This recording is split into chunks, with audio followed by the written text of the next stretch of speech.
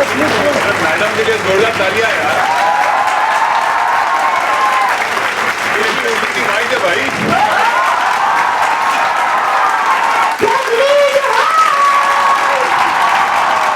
शुरुआत करते हैं आपके साथ।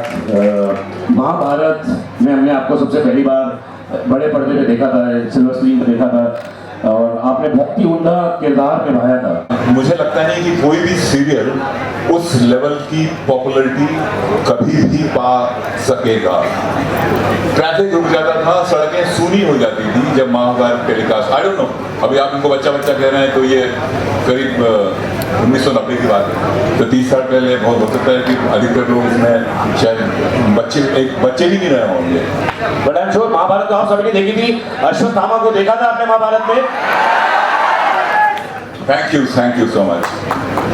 तो मेरी एक जर्नी जो सिनेमा के लिए शुरू हुई थी, जो मैं भी आप जैसा ही था, कॉलेज में पढ़ता था, नौकरियां तलाश। जब नौकरी पसंद की नहीं मिली तो छोकरी भी पसंद की नहीं मिली। सर रिलेटेड है ना यार, sir it is always related. नौकरी अच्छी होगी। जब मैं बम्बई आया, काफी मशक्कत के बाद, मशक्कत मतलब काफी टफ टाइम के बाद, न घर था, सर छुपाने को जगह नहीं थी, कहाँ यहाँ वहाँ कैसे। मुझे खुद हैरानी होती है कि इतना सारा समय कैसे मैं निकाल पाया। तो घर भी नहीं है, कहीं ना कहीं आसरा ढूंढ रहे हैं, पैसे नहीं है, माँ बाप के पास इतनी क्षमता नहीं है कि वो मुझे मनी ऑर्डर करें कि पैसा भेजा है। फौजी का ईमानदारी का पैसा था, तो ईमानदारी का पैसा बड़ी मुश्किल से थोड़ा ही मिलता है। उसमें भी अगर मैं बम्बई के एक्टिंग के लिए ले लूँ, उस वक्त वो, आज मेरा बेटा है वो एक्टिंग करना चाहता है तो मैं उसको हंस के अच्छा शिक्षण एक्टिंग के लिहाज से, सिनेमा के लिहाज से देना चाहूँगा। अमेरिका जाए, लंदन जाए, इंडिया में अच्छी वाले FTI जाए। पर उस समय वो वाला टाइम नहीं था कि एक्टिंग को इतनी वैल्यू ही नहीं। और जब हम थिएटर करते थे तो हमें भी ऐसा लगता है, लोग कहते थे कि क्या बकवास करते रहते हो, ये जोर बजाते रहते हो, आवारा करती है, बैठे रहते हो, पढ़ते नहीं हो। वक्त की बात है यार। तो बहरहाल मैं यहाँ आया, बड़ी मुश्किल से सरवाइव किया।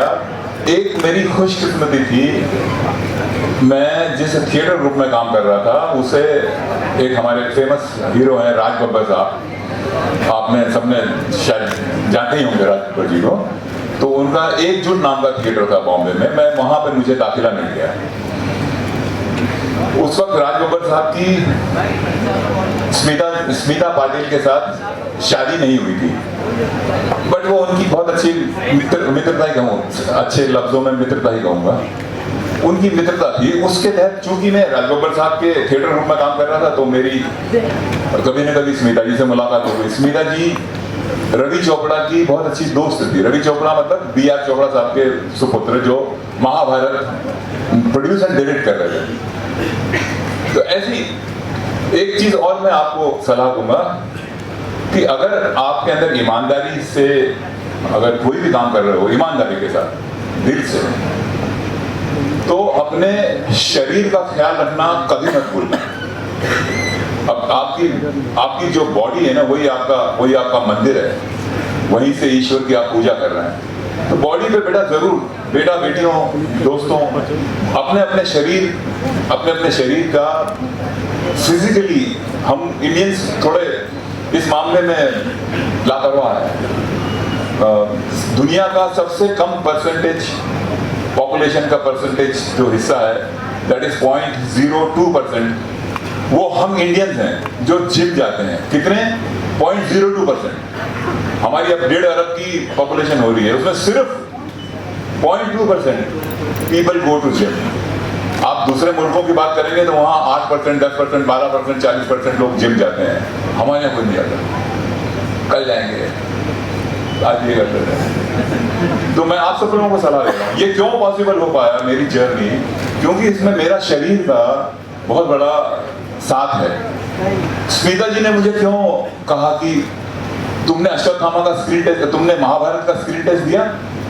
तो मैंने कहा स्मिता जी, मुझे तो पता ही नहीं है। तो क्या बोलता है? तो वाकई पता नहीं था मुझे।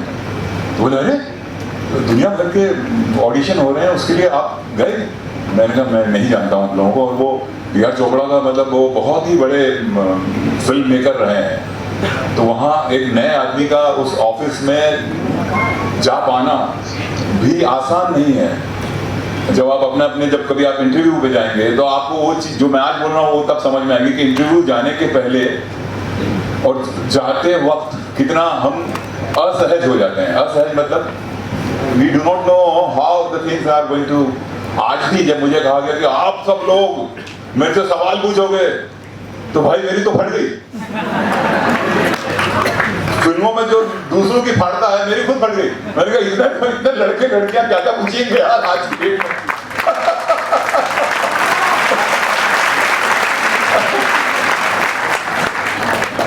तो स्मिता जी तो स्वर्गवासी हो गई हैं, बहुत ही बेहतरीन कलाकार रही हैं हमारी इंडस्ट्री।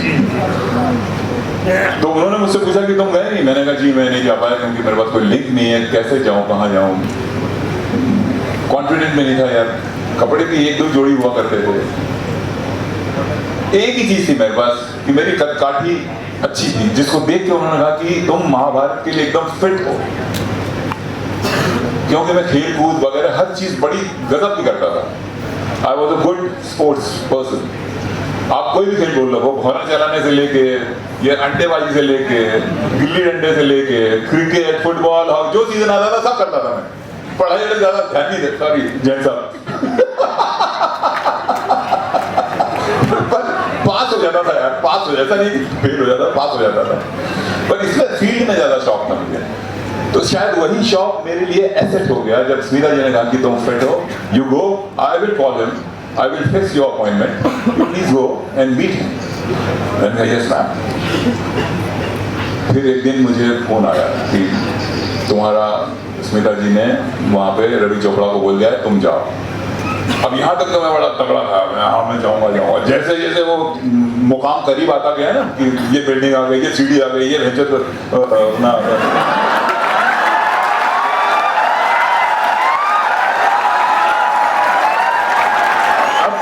का रोल करते करते ये चीजें हो जाती है। ठीक है। अरे भाइयों, अरे भाई, बच्चों से गलतियां हो जाती हैं।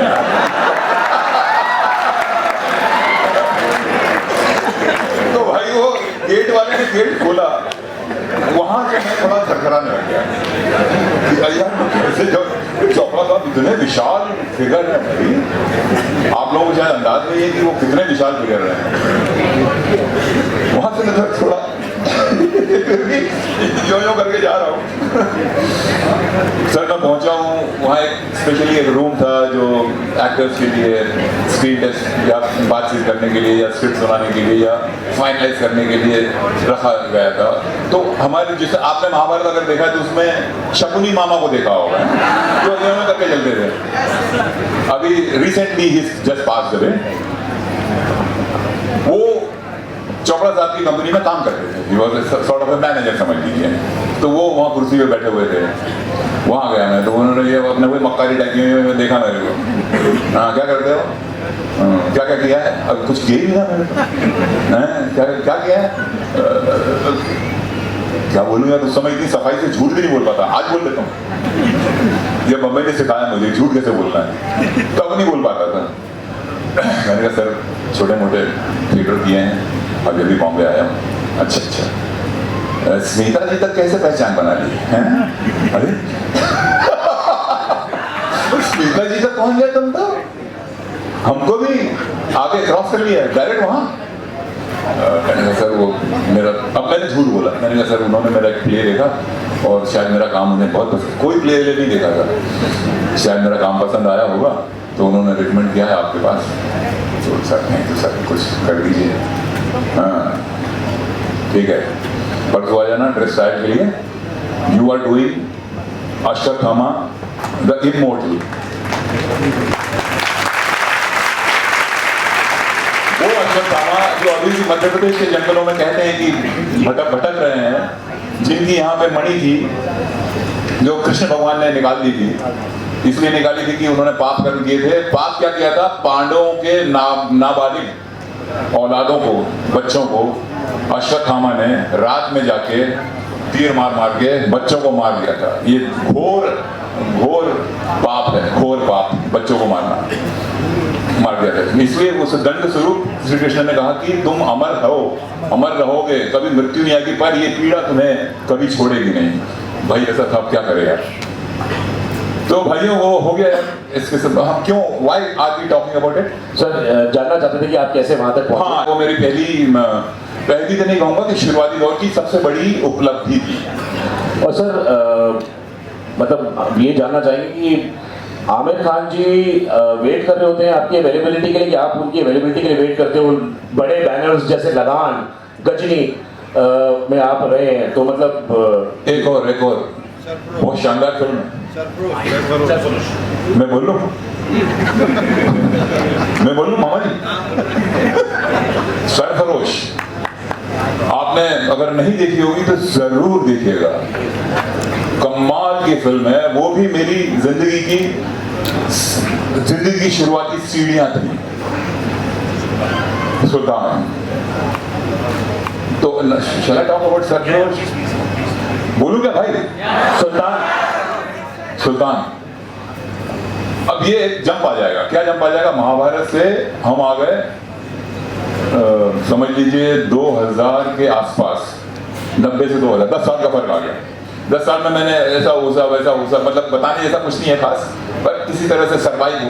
एक चीज इंपॉर्टेंट है, अगर आप बम्बई में जाएंगे एक्टर या टेक्नीशियन या एक्टिंग लाइन में या एक्टिंग करियर बनाने के लिए जाएंगे, तो एक चीज याद रख के जाइएगा, वहां पे कहते हैं कि अंगद का पांव सुना है कभी?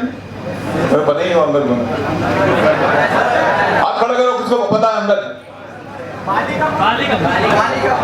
डिसाइड कर लो कौन सही है। अंगद के लिए ये फेमस था कि वो जहां पांव रख दिया, दुनिया की कोई ताकत उनका पांव वहां से हटा नहीं सकती। अंगद। तो आप भी अंगद की कसम खा के जाना कि कैसा भी हो मैं ईमानदारी से वहां डटा रहूंगा। अगर आप अपने लक्ष्य से आगे पीछे हो गए और थक गए, टूट गए, बहुत मौके आएंगे जब आप थक भी जाओगे, टूट भी जाओगे, पर किसी तरह से कोशिश। आप देखिए अभी हमारे मुझे भी कैंसर दे देते हैं हीरो, क्या नाम, इरफान भाई ने भी कितना स्ट्रगल किया है, बट इरफान भाई ने जो हिंदुस्तान का नाम हॉलीवुड में फेमस किया वो कोई नहीं कर पाया। 4 बड़ी मेगा हिट्स एंड मेगा मतलब बहुत बड़ी फिल्में उन्होंने की हैं इरफान भाई ने, जो छोटे छोटे काम के लिए भी एक टाइम पे हिले हुए थे। तो ऐसे बहुत सारे एग्जाम्पल मिलेंगे। आमिर खान ने बहुत बड़ी मुश्किल से सरवाइव किया है। His childhood was not a very as easy as हमको लगता है कि आज का या उनके बच्चों का है। उनका नहीं था ऐसा। उनके पिता भी फेलियर सिनेमा प्रोड्यूसर थे, बड़े तकलीफों से गुजरे हैं वो। शाहरुख खान क्या थे? दिल्ली में एक टीवी सीरियल किया था उन्होंने, तो सर्कस क्या था? वो उनकी भी शुरुआत भी वैसी हुई है। बहुत सारे लोग ऐसे हैं। तो हम वापस कम बैक याद दिला के नहीं, मैं बातों इसलिए बैठाता हूँ, याद दिला के ना क्या बोल रहा था मैं। तो सरफरोश क्या है सर, हम लोग सुल्तान वाले रोल पे, तो 10 साल का गैप हो गया, सुल्तान शुरू हुई। मैंने एक सीरियल किया था छोटा, उसमें मैं साउथ इंडियन विलन था। आप लोगों ने नहीं देखा होगा वो। और मैंने डायरेक्टर को मना कर दिया, मेरे से साउथ इंडियन नहीं होगा। मुझे क्या पता था आगे चल के साउथ इंडियन ही मेरा सबसे बड़ा, ये मेरी जो वाइफ बैठी आज पार्टनर है मेरी, ये खुद साउथ इंडियन है। तालियां भाई।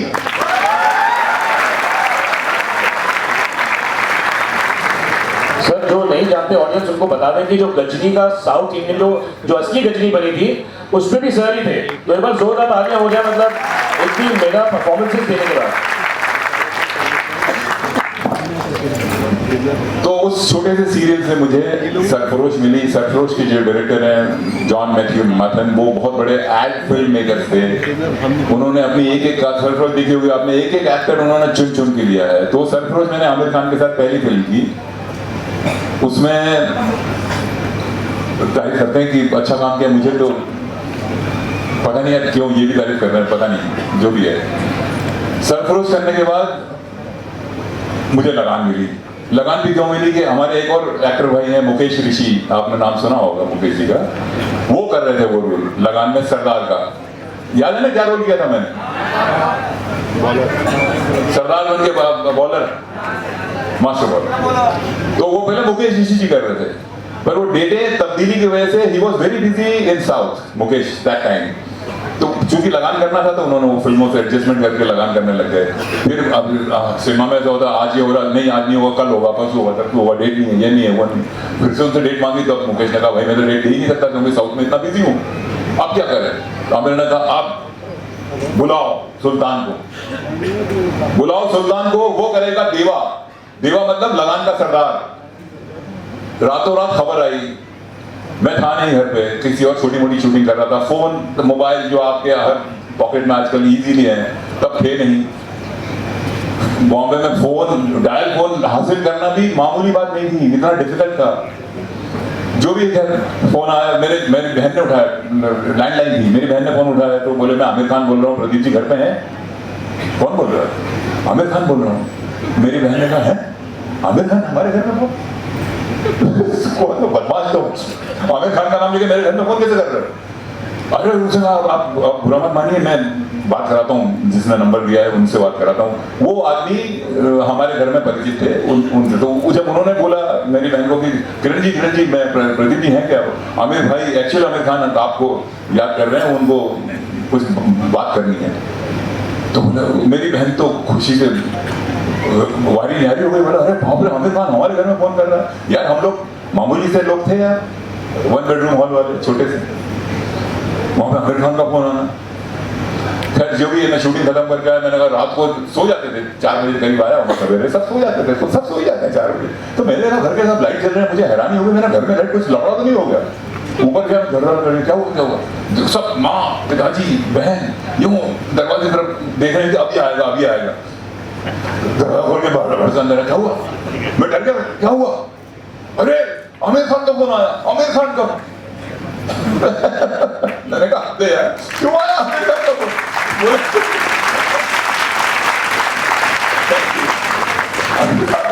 क्यों फोन आया? अरे बोलो लगान बनाने हैं, तेरे को कल उनके ऑफिस जाना है, कॉन्ट्रैक्ट साइन करना है। उन्होंने कहा कि even if you are going shooting you come before my office, it will be open by 8 o'clock. Ask Pradeep ji to come to office, collect his check, contract is sign करो, and then he'll go for the shoot. अरे भाई मैं इतना थका हुआ था, सब कुछ था, ये सुनते ही मेरी होश आवाज गायब, नींद गायब। इंतजार कर रहा हूँ कि 8 कब बजे और मैं वहां कब पहुंच जाऊं। That was the time. तो कहने की बात यह है कि निरंतरता अगर हमारे अंदर है और हमारे शरीर में सहने की शक्ति है, भूखे सो जाने की भी शक्ति की जरूरत पड़ती है, अगर वो है तब आप लोग अपना ये कंफर्ट जोन छोड़ के बॉम्बे जाने की सोचना, उसके बिना मत जाना। एक बार गए मतलब समझ लीजिए वॉर पे जा रहे हैं, जीत के ही आएंगे। हम होंगे कामयाब एक दिन ओ मन में है विश्वास, पूरा है विश्वास, हम होंगे कामयाब एक दिन। सर आमिर खान साहब इतने बड़े परफेक्शनिस्ट हैं और आपने आप सबका काम पर्दे पे गजनी में सबने देखा ही, तो आपने कुछ मुश्किलें फेस करी क्योंकि लगान आपने इतना अच्छा रोल परफॉर्म किया, सरफरोश में आपने सुल्तान इतना अच्छा परफॉर्मेंस दी, और उसके बाद आमिर खान साहब एक एक चीज़ को बहुत माइन्यूटली बहुत डीपली जाके देखते हैं। तो सर गजनी में इतना बड़ा रोल मिलना और मतलब आपको आपका सिलेक्शन होना और for the main villain lead, तो सर वहाँ पे आपको क्या चैलेंजेस फेस करने पड़े? थोड़ा सा गजनी के बारे में बताइए सर, कि जो ऑडिशन थे और कैसी उसकी जो रिकॉर्डिंग्स थी। यहाँ मैं एक सीरियस बात कहना चाहता हूँ कि गजनी में मुझे एक दौर आया था कि जो मुझे थोड़ी परेशानी हुई, पर आमिर खान गजनी में इसलिए हैं क्योंकि मैं आमिर खान को जानता था। जब मैं तमिल गजनी कर रहा था तो उस वक्त होता क्या है, जैसे अब मैं इनकी धाक फिल्म कर रहा हूँ सर की, तो करते करते क्या होता है ना कि एक दोस्ती, एक प्यार, एक इज्जत बन जाती है। जैसे सलीम है, नए एक्टर हैं, पर इनके साथ भी काम करते करते ताल्लुकात बन जाते हैं। तो अगर मैं सलीम को बोलूँ यार कि तू बेंगलोर से आ रहा है तो मेरे लिए वो कलाकंद लेके आना, या वो लेके आना, ये लेके आना, तो सलीम जरूर लेके आएगा। वैसे ही सलीम अगर मुझे कहेगा कि भाई ये वाला काम मैं करना चाहता हूँ तो अगर आप मुनासिब समझो तो वहाँ मैंने कहा जरूर है, क्यों नहीं करेंगे। तो वो डायरेक्टर जिसका नाम है मुरुगु दास बोलते हैं उनको वहाँ पे, तो उनके साथ मैंने तमिल फिल्म की गजनी, जिसमें डबल रोल है मेरा, और वो 2005 में आई थी, 2005, अभी हम वी आर रनिंग 2023। बहुत बड़ी कामयाब फिल्म हुई वो। तो उसमें डायरेक्टर साहब ने कहा मुझसे कि यार I want to do in Bombay same thing, same film, same subject. तो मुझे भी लगा कि यार कहानी बड़ी इंटरेस्टिंग है तो बन सकती है। तो बोले I know that you have done few films with Aamir Khan, you have good relations with Salman also. तो मैंने कहा नहीं यार, सलमान इसको बर्दाश्त नहीं कर पाएगा क्योंकि वो थोड़े स्मॉल हाइट के हैं, पर्सनालिटी नहीं है उनकी, माइंड है, पर्सनालिटी नहीं है। तो पता नहीं सलमान कैसे रिएक्ट करे यार। तो मैंने कहा आमिर भाई ठीक है, बड़े संजीदा हैं, सीरियस हैं, looks and language and other things doesn't matter to him, as far as somebody is good at his work, that is what he looks for. मैं बात करता हूँ, वो मेरे पीछे पड़ा रहा। तो फाइनली क्या है, film during the film and making the film and then releasing the film and then success of the film, so I thought that I should talk to film Aamir भाई। कभी कभी जाते थे हम लोग तो वहाँ, आमिर भाई एक अच्छा सब्जेक्ट है, अच्छा क्या प्रतिनिधि क्या। मैंने कहा यार वो एक तमिल फिल्म है, आप एक बार देख लीजिए। क्या बात कर रहे हो, रीमेक की बात कर रहे हो? मैंने रीमेक बोले ही नहीं था, क्या बात कर रहे हो, रीमेक की बात कर रहे हो? अरे मैं 1000 फ्रेश सब्जेक्ट्स रिजेक्ट करता हूँ और आप मेरे को रीमेक में। आमिर भाई अगर मैं बात कर रहा हूँ तो आपके लिए ही कुछ अच्छा होगा, इसीलिए तो बात कर रहा हूँ। हाँ ओके, तो कैसे देखेंगे। मैंने जहाँ जिस थिएटर में आप बोले वहाँ पे तब रील चलती थी, बड़े वो आते थे नेगेटिव डब्बे। तो मैंने कहा बताइए सर आप कहाँ देखेंगे। तो उन्होंने देवानंद साहब का नाम सुना आप लोगों ने? तो देवानंद साहब का भाई है विजय आनंद, जो डायरेक्टर भी थे। उनका थिएटर था जो आमिर खान के घर के बहुत नजदीक। तो उन्होंने हमें वहाँ मंगा लिया, केतना नाम है उसका, वहाँ केतना में शो रख दो, मैं आ जाऊँगा। नहीं आया वो, एक बार नहीं आया, 2 बार नहीं आया, ऐसा करते करते 6 महीने हो गए। फिर वो दिल्ली गया आमिर खान शूटिंग के लिए। वो दिल्ली में वो बहुत बड़ी पिक्चर थी, उसकी शूटिंग के लिए। उसने बोला आप दिल्ली में देखूंगा मैं, वहाँ मंगा दो। दिल्ली भी चले गए, प्रिंट आदमी लेके चला गया, वहाँ पे भी नहीं आया वो। अचानक एक दिन कॉल आया, आज देखना चाहता हूँ। मैंने कहा आज? अच्छा चल कल। बोले नहीं कल देखूंगा। कहाँ देखूंगा? कितने में देखूंगा? वही देवानंद साहब को। मैंने ठीक है सर। मैं फटाक से फोन किया, चेन्नई फोन लगाया मुरुगुदास को, sir Aamir is ready, please bring all those breeds and everything, arrange everything. कितना बुक करने के पैसे देने पड़ेगा। मैं थोड़ी यार अपनी जेब से पैसे दे देता हूँ। तो मैं बुक कितना, at this time he will come. हमको लगा फिर नहीं आया, अरे यार वो आ गया, आमिर खान आ गए फिल्म देखने के लिए। और मैं धक्का हो रहा था मेरे को, तो मुझे और कोई स्टेक नहीं था। मेरा एक ही लक्ष्य था कि मेरी इज्जत का कचरा ना हो यार। मतलब फिल्म देखे वो मतलब क्या मेरे को दिखा दिया है बकवास, ऐसा ना बोल दे यार। तो वही वाली फीलिंग आई जो बी.आर. चोपड़ा ने गेट खोला था ना, तो मैं कांपता हुआ अंदर गया था। वही वाली फीलिंग फिर से आ गई। ये फीलिंग अक्सर आती है एग्जाम में, पढ़ो नहीं, ऐसे क्वेश्चन आ जाए जिसमें 3 भी नहीं कर पा रहे आप, तो वो धड़धड़ होने लगता है। तो फिर धड़धड़ हो, वो फिर कामयाब होगा, हम होंगे तो आमिर भाई आए, पिक्चर देखी, इंटरवल में ही उन्होंने बोला I am doing this film. Interval में ही बोल जाओ। और फिल्म भी ऐसी है यार, आप लोगों ने देखी है गजनी, बस फिर क्या बंदी गजनी हिट भी होगी। And to your knowledge Gajni is the first Indian film which has crossed मतलब 100 crore का business. It is the first Hindi film. हम फंबल करते हैं, कॉन्फिडेंट नहीं रहते हैं, आवाज में जो दम है वो गुल हो जाता है, तोते उड़ने लगते हैं, पसीने छूटने लगते हैं. और छोटा कैरेक्टर भी आप अगर अच्छी तरह से करते हैं, निभा जाते हैं. करना मतलब निभाना मतलब अगर आप चपरासी बने हैं ना तो चपरासी लगना चाहिए. और अगर आप जैन साहब बने हैं, पता है ना जैन साहब कैसे बैठते हैं?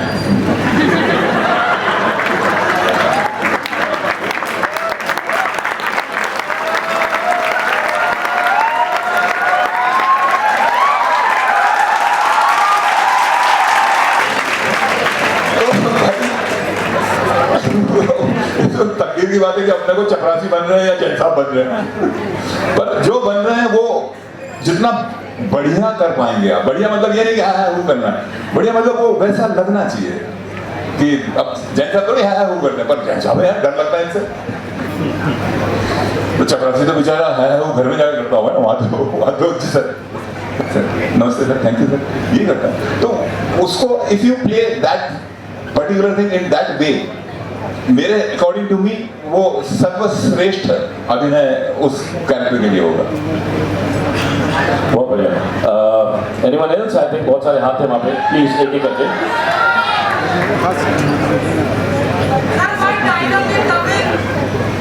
नल्ला है क्या? नल्ला है क्या? अबा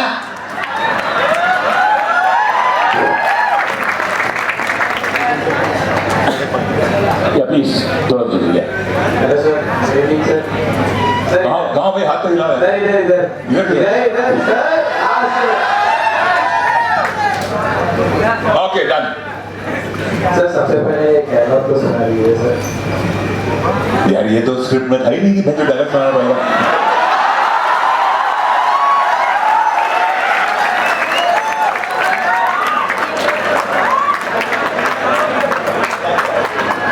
डायलॉग आएगा. ये अगर कोई स्पेसिफिक क्वेश्चंस पूछना चाहते हैं? सर क्वेश्चन है सर. हाँ क्वेश्चन. Sir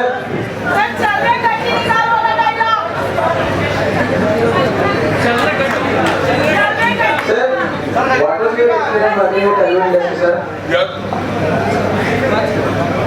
Sir here. हाँ please sir. Sir what was your experience working with Telugu industry? Telugu industry. Yes sir. शायद लगान फिल्म करने का मुझे जो सबसे बड़ा इनाम मिला है वो मेरी साउथ की तेलुगु फिल्मों में एंट्री हुई. बड़ी ड्रामेटिक एंट्री हुई है. ये वो स्मिता पाटिल वाला मामला नहीं था जहां मैं थरथराता हुआ गया था महाभारत, वो मामला नहीं था.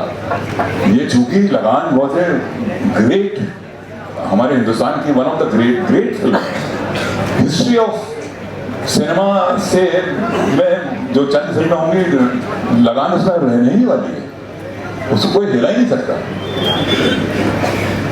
तो लगान का एक्टर था मैं, तो मुझे वो जज्बा था मेरे अंदर. फिर मैं सिख बना था, तो अब वो कनाडा वाले सिख आजकल उधम मचा रहे हैं, वो अलग बात है. पर सिख धर्म के लिए मेरे मन में जो श्रद्धा है गुरुओं के प्रति, और सिखों में जो बहादुरी वाला एलिमेंट है ना यार, एक अकेला सरदार 100 में भारी पड़ता है. तो गुरु गोविंद सिंह जी ने कहा था 100 बाजों नाल एक चिड़ी लड़ाओ.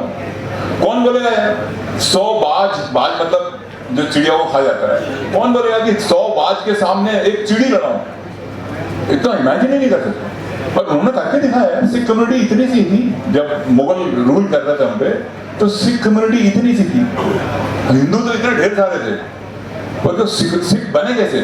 अरे हिंदुओं ने अपने जो सबसे बड़ा बेटा होता है उसको गुरु को दिया, हमने गुरु जी को, तब जाके सिख पंथ बना. This is how Sikh Panth came into existence. हर पंजाब और उस करीब के इलाकों में जो बड़े लोग जो फैमिली थी, उन्होंने अपना अपना बड़ा बेटा सिख बना दिया, गुरुजी को दे दिया, जिससे जो आप आदेश ये बेटा ये आपके लिए भगवान है, जो बोलेंगे तुझे करना है, ऐसा करके उन्होंने बनाया था सिख धर्म। तो असीम श्रद्धा सिखों के लिए। सिखों ने कितनी हमारी वॉर्स लड़े हैं, जीते हैं। और भगत सिंह और उधम सिंह लंदन में जाकर उसने जनरल डायर के वजह किसी और को मार दिया, पर गया ना लंदन यार, मार दिया वहां जाके कि तुमने हमारे भाइयों का खून बहा है, जलियांवाला बाग। तो वो लगान, मतलब मैं देखो, कोई भी अगर हम एक्टिंग कोई कैरेक्टर करते हैं तो उसमें हमें रिलेट करना है, ढूंढना है कि बेस्ट चपरासी कौन था, रामू कैसा चपरासी था, जैन साहब क्या क्या खाते हैं और क्या क्या करते हैं, और कितना दूसरों को खिलाते भी हैं। इन्होंने तो पेट फाड़ दिया मेरा खिला खिला के। सब अपने को ऑब्जर्व करना पड़ता है कि मैं किससे रिलेट करूं अपने इस कैरेक्टर को। तो जब मुझे बुलावा है तो आज के जमाने के सबसे मशहूर डायरेक्टर राजमौली साहब की बाहुबली 1, 2 RRR, मतलब इंटरनेशनल छलांग लगाई है राजमौली साहब ने। तब उनकी वो सेकंड फिल्म थी जिसके लिए मुझे उन्होंने बुलाया था, और उन्होंने 20 एक्टरों को बुला के ट्रायल लिए, स्क्रीन प्ले ये लिए। उनका मन नहीं भरा कि नहीं यार इसमें कुछ कम है, किसी और को लाओ, किसी और को लाओ। तो उन्होंने किसी को भेजा लास्ट में, तो वो उसको कोई मिले नहीं, तो बेचारा जुहू बीच गया। आप भी जब बॉम्बे जाओगे तो जुहू बीच तो जाओगे एक आध बार। जुहू बीच गया, एक सरदार वहां पे टहल रहे थे अपनी फैमिली के साथ। तो सरदार देख के उसको याद आया कि यार वो देवा, लगान का देवा, उसको नहीं बुलाया हमने अभी तक, उससे क्यों नहीं ट्रायल लिया जाए, उससे क्यों नहीं स्क्रीन टेस्ट लिया जाए। तो उसे फोन लगाया राजमौली को, अन्ना वो लगान का जो देवा है ना सरदार जी, वो कैसे रहेंगे। अन्ना ने सोचा एक मिनट, बोला हाँ बुलाओ उसको। अब बुलाओ कैसे तो स्क्रीन पे वो अन्ना है, अन्ना सर देवा है, ढूंढे कहां से। बेचारे ने बड़ी मुश्किल से ढूंढ के मुझे बुलाया। मैं तब एक और फिल्म थी दीवार, अमिताभ बच्चन की लास्ट फिल्म में, सेकंड दीवार, अमिताभ बच्चन ने 2 दीवारें की हैं, ये दूसरी वाली दीवार थी। ये बूढ़ी दीवार बोलता था मैं इसको, क्योंकि सब पे सिंगल हड्डी वाले हम लोग POW है। POW मतलब प्रिजनर्स ऑफ वॉर। पाकिस्तान में वो 20-25 लोग थे, आप लोगों ने नहीं देखी होगी फिल्म को। 20-25 लोग थे प्रिजनर्स ऑफ वॉर उसमें। तो उसमें मुझे डायरेक्टर ने किसी स्पेशल मिशन के लिए कास्ट किया था। वो आई वॉज अनसूटेबल लेटर। देखो ऐसा भी होता है। मुझे उन्होंने बनाया कि Pradeep I want you to do this role. मैंने कहा यस सर। मैं गया, कॉन्ट्रैक्ट साइन किया, रोल करने लग गया। पर वो POW थे। POW का मतलब जिनको खाने ही नहीं मिलता। तो ऐसे 20-25 थे, एकदम दुबले पतले हड्डी। उसमें ऐसा लगता था कि मैं उन सबका खाना खा गया हूँ, उनको खाने नहीं मिल रहा है, मैं ही खा रहा हूँ सब खाना, क्योंकि मैं टकटा था यार। तो बड़ा मुश्किल हो रहा था डायरेक्टर को कि मेरे को कंबल के नीचे छुपा कर रखते थे, मेरी मुंडी दिख रही थी, बाकी बॉडी पूरी कंबल के अंदर। तो जब मैंने उनको कहा, जो शूटिंग आई, मैंने उनको कहा कि यार मेरे को ऐसा राजमौली वहाँ साउथ में फिल्म बन रही, उन्होंने बुलाया सर मुझे। अरे तू जाने, वो मेरे को You become a problem to me. Not to show you how, not to show you यार in the film. मुझे बोले तू जा, तेरे पैसे से मैं सब दे दूँगा, तू जा। मैं गया सर वो फिल्म, उसका नाम है SYE। इसका तेलुगु मतलब होता है सही का मतलब होता है चैलेंज। और जिसके लिए सर आपको उसके लिए फिल्म फेयर का अवार्ड भी मिला गया है।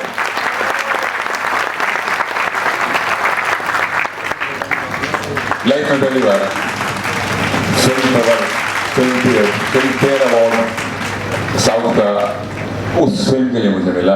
न सिर्फ फिल्म फेयर मिला, बल्कि उस किस्म के जितने भी अवार्ड होते हैं, जितने भी कैरेक्टर आर्टिस्ट, सपोर्टिंग आर्टिस्ट, ये वो, मतलब बोले भर गए यार अवार्ड से।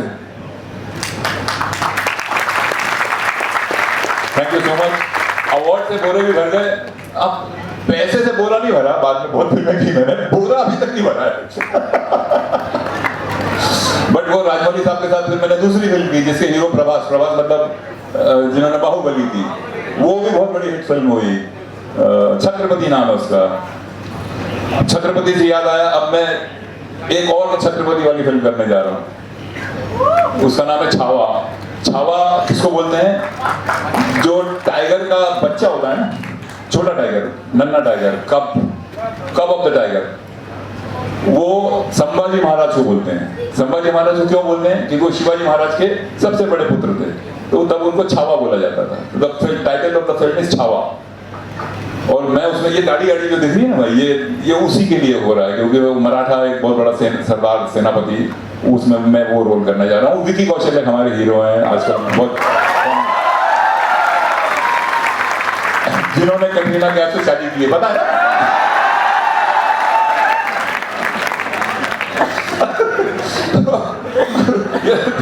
दाढ़ी सब उसी के लिए बन रही है।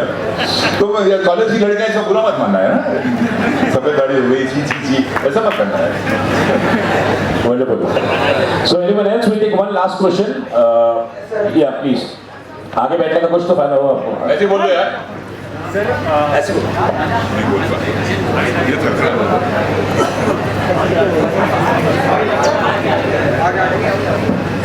Okay, sir. Hello. हाँ। Sir, first of all, big fan. Thank you dear. Thank you. तो सर मेरा क्वेश्चन ये है कि कोई भी फिल्म हिट होती है तो सारा क्रेडिट हीरो को मिलता है जो पॉजिटिव रोल में रहते हैं, और आप बहुत सारे निगेटिव रोल जो विलन का रोल करते हैं, वो क्या चीज़ है जो आपको वो मोटिवेट करती है कि आप विलन का रोल कर पाए? क्योंकि आप कर सकते हैं पॉजिटिव रोल भी, आपके पास चॉइसेस होती है। थैंक यू, आपके नजरिए के लिए शुक्रगुजार। देखो, एक तो हीरो वाली है ना, हीरो वाली उम्र से तो निकल ही चुका हूँ यार। धीरे से बोल रहा सर, उतने बुरे भी नहीं हुआ, ये धीरे से बोल रहा है।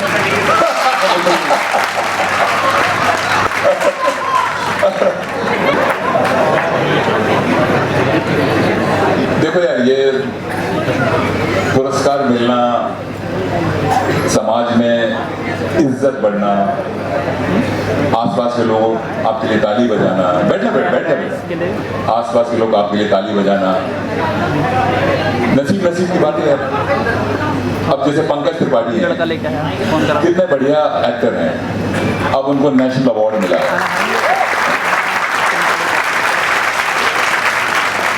उन्हें नेशनल अवार्ड, एक फिल्म है जिसका नाम है मिमी, उसके लिए उनको नेशनल अवार्ड मिला है। मिमी, उसमें टैक्सी ड्राइवर का रोल किया उन्होंने, देखिए ना आपने फिल्म देखी होगी। तो जो मिमी के डायरेक्टर है ना, लक्ष्मण उतेकर, ये संभाजी महाराज वाली फिल्म वही डायरेक्ट करने जा रहे हैं जो मैं करने जा रहा हूँ। तो वो बहुत ही बेहतरीन बढ़िया इंसान भी हैं और बढ़िया डायरेक्टर भी हैं, और उनकी समझ भी बहुत आला है, आला मतलब बेहतरीन है। तो ये हमारे हाथ में नहीं होता यार। जो लक्ष्मण उदयकर जी, अगर if you go back see his two before films then Mimi, तो वो साधारण सी लगती है, कुछ पता नहीं चलता, बट मिमी उन्होंने इतनी अच्छी बनाई कि आज मैं होटल से निकल रहा था आप लोगों के यहाँ आने के लिए, सर सुनने वाली बात है, गौर करने वाली बात है। तो लिफ्ट में बटन दबाया तो नीचे जाना चाहिए था, तो लिफ्ट ऊपर चली गई, होता है ना बहुत बार। तो ऊपर चली गई तो वहाँ हमने देखा कि दो हस्बैंड वाइफ खड़े हुए हैं कुछ बैग से लेके, तो वो बेचारे झिझक, अमेरिका से आए थे वो लोग, उनके एक्सेंट से समझ में आया, गुजराती हैं, अमेरिकन गुजराती हैं, उनके एक्सेंट समझ में आया कि वो अमेरिकन है। तो हमने वो झिझक गए, मैंने कहा नहीं प्लीज कम 4 लोगों की लिफ्ट छोटी सी है, 4 लोगों की है, वर्किंग लिफ्ट है। तो मैंने कहा आइए अंदर आ गए वो लोग, फिर हम लोग नीचे गए, तो why we going down, lift अटक के जा रही थी। तो we had a time to talk, why I started talking to them, क्योंकि मुझे लगा कि बड़े रेसिप्रोकेट है, खुद वो हस्बैंड भी बड़ा अच्छा बात कर रहा था ये वो। तो मैंने उनसे जानना चाहा कि आप यहाँ इस वक्त क्या कर रहे हैं, कैसे, क्यों, कहाँ जा रहे हैं, एक्साइटेड लोग कहाँ जा रहे हैं। तो वो उनको बच्चा नहीं है, मिमी वाली कहानी फिर आ गई, उनको औलाद नहीं है, उन्होंने एक मासूम सी 4 महीने की बच्ची को अडॉप्ट करने जा रहे हैं। 4 महीने की बच्ची को, फोटो भी इतना सा है, 4 महीने की बच्ची कितनी होती है, उसको अडॉप्ट करना ये पेयर जा रहा है। तो सोचिए आपकी जिस माँ बाप की वो औलाद है, उसने उस बच्ची को अनाथ आश्रम में फेंक दिया। उस बच्ची का भाग्य क्या है? अब वो जाके न्यूयॉर्क में पढ़ेगी, लिखेगी, बड़ी होगी। बताइए, साक्षात मेरे साथ अभी हुआ है। मैंने कहा यार आपने मिमी देखी? उनसे भी पूछा मैंने, मिमी देखी आपने? कहीं मिमी से इंस्पायर तो नहीं हो? बोले नहीं, मिमी नहीं, मिमी मम्मी नहीं, मम्मी नहीं, मिमी, MI मिमी देखो यार। This is your story.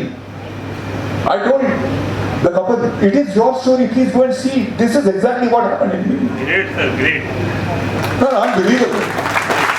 तो ये मैं आपको उदाहरण क्यों दे रहा हूँ? इसलिए दे रहा हूँ, उस बच्ची का भाग्य देखिए, कहाँ उसको नाले में फेंक दिया गया, वहां से अनाथ आश्रम में धकेल दिया गया। 4 महीने की बच्ची कैसे सरवाइव हो गई होगी, कैसे जिंदा रही बची होगी, और आप कहाँ जा रही है? न्यूयॉर्क। सोचिए भाई, अब तुम वीजा के लिए 1 साल लगता है इंटरव्यू के लिए, वीजा 1 साल लगेगा। आप पढ़ना जाना चाहोगे तो 1 साल बाद आपका नंबर आएगा।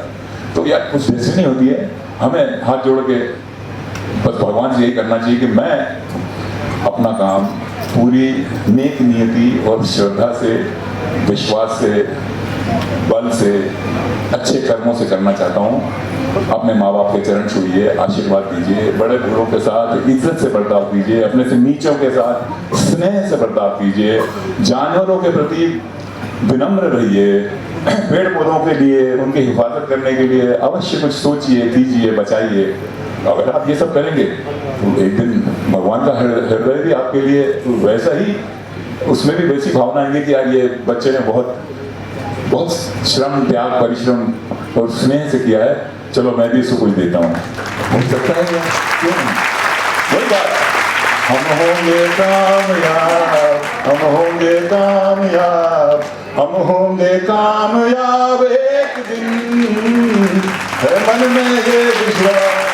बहुत अच्छा मौका है, और इसी मौके पे हम चाहते भी हैं कि जो आपकी आने वाली फिल्म है सरदार, जिनके डायरेक्टर अनीश भाई भी हमारे साथ हैं, हम उसका इस मंच पे पोस्टर लॉन्च करें sir, with due permission of yours. और मैं राजेश शर्मा जी, हमारे फेस्टिवल डायरेक्टर जी को भी ऊपर बुलाना चाहूँगा for the poster launch. And Zuber भाई, आप भी प्लीज़ ऊपर आ जाइए। मैं please request Pradeep Rawat ji to please help and do the poster launch.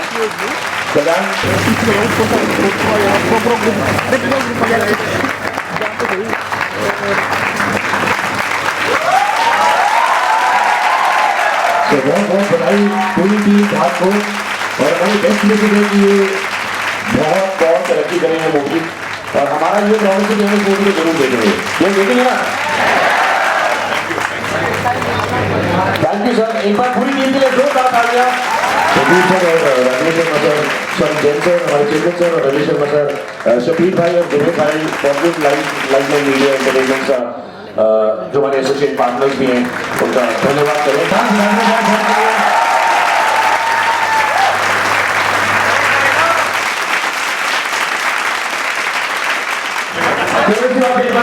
Thank you so very much, sir. Thank you, sir.